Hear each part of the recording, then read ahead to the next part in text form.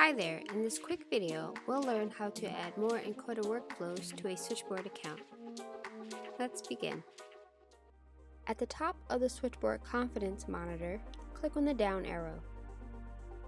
Select the Add Encoder Workflow option from the drop-down menu. Narrow down the selection by encoder type or choose the encoder from the list.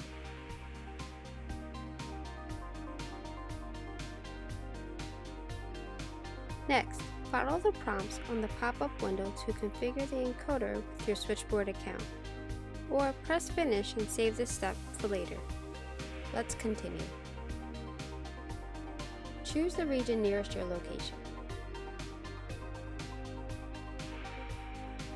Copy and paste the server URL and stream key into your encoder setting. Test the connection by starting the stream on your encoder.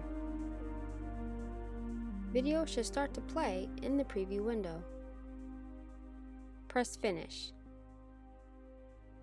Congratulations, you've successfully added another encoder workflow to your Switchboard account. You're now ready to start building your new workflow with the destinations for multistreaming. Thanks for watching and happy multistreaming!